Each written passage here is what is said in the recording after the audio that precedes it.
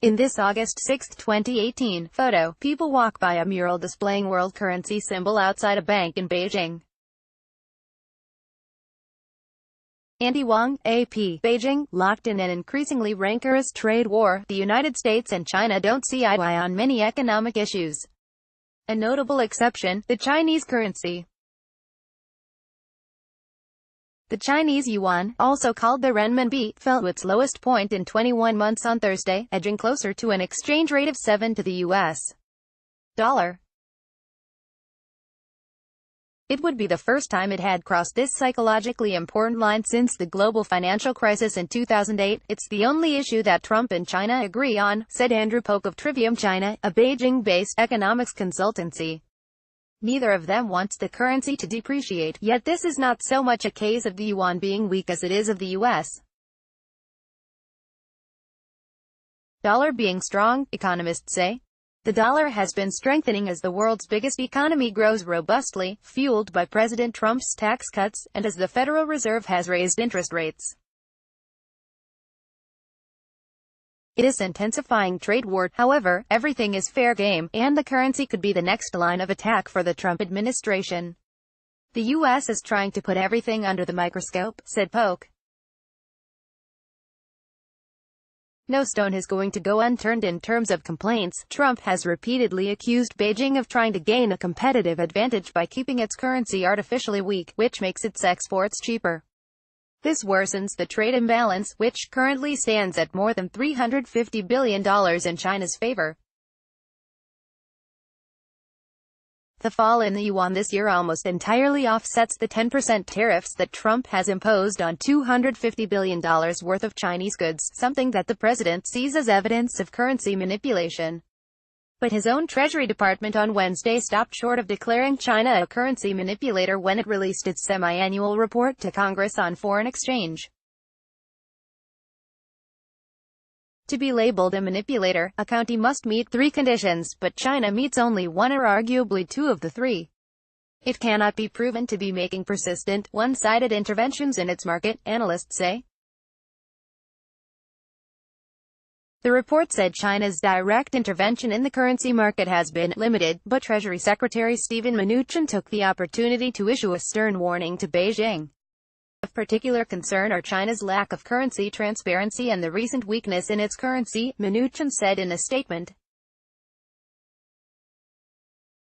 These pose major challenges to achieving fairer and more balanced trade, and we will continue to monitor and review China's currency practices, including ongoing discussions with the People's Bank of China.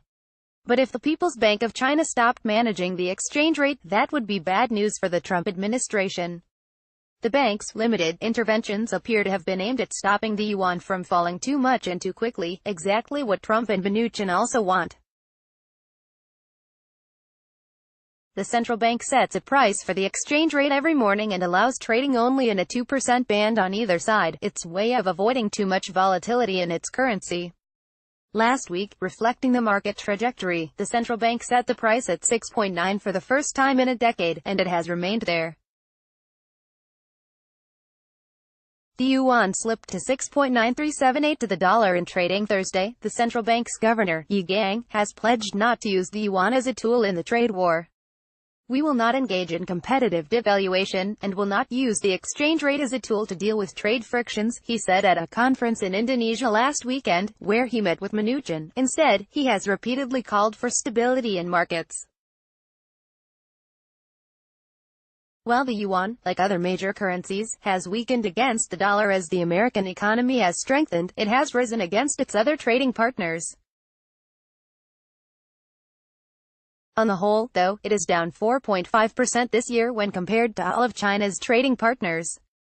In trade-weighted terms, the renminbi is fine, said Michael Spencer, chief economist in Asia for Deutsche Bank. Most analysts expect China's central bank to stop the exchange rate from breaching the 7 mark for the time being.